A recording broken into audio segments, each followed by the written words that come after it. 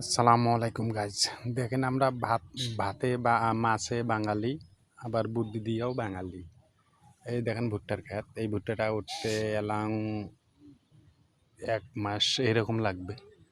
আর এই যে পাট ক্ষেত, পাট দেখেন ভুট্টা খেতে ভিতরে পাট বুনে যে মানুষ দিয়া নিড়ি নিড়ি দিতেছে। এই দেখেন পাটও কত সুন্দর হইতেছে, মানে এই যে পাট জ্বালাইতেছে এক সমান, কোনো পাট মাইর যায় নাই।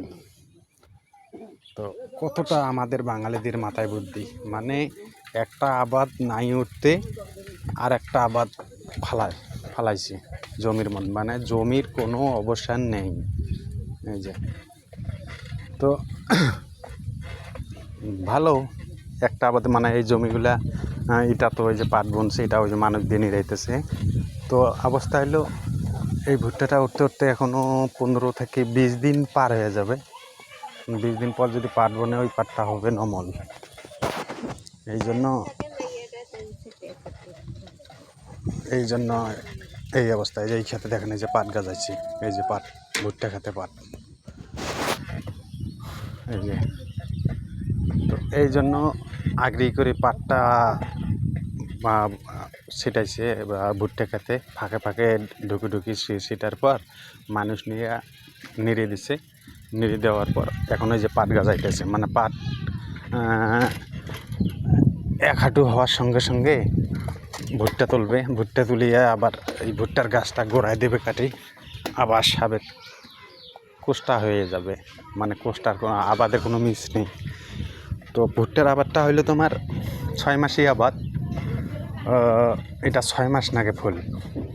আর পাট ধান এটা তো 3 মাস 4 মাসই আবাদ। সবচেয়ে সময় খায় বেশি ভুট্টার আবাদটা, এর ফলনও বেশি। তো এই জন্য সবাই, বেশিরভাগ মানুষ যারা ভুট্টা গাছ করে, তো ভুট্টা নাই উঠতে পারবো না আমাদের এলাকায়। তো সবাইকে শুভ সকাল, কাজের উদ্দেশ্য বাড়াইলাম। তো রাত শেষে সবাইকে, যারা কাজ করে, কাজের উদ্দেশ্য বেড়াইতে হয়। আমিও এক জায়গায় কাজ করি, সেই জায়গায় যাইতেছি। তো ভিডিওটা কেমন হইলো কমেন্টে জানাবেন। ভালো লাগলে বন্ধুদের কাছে শেয়ার করতে ভুলবেন না। তো এই হলো আমাদের গ্রাম অঞ্চলের সৌন্দর্য, মানে এমনিতেই ফসল দিয়ে খুবই ভালো লাগে, মানে যেদিকে খালি চোখ যায় খালি সবুজ আর সবুজ। তো সবাই ভালো থাকবেন, সুস্থ থাকবেন, এই কামনা করি।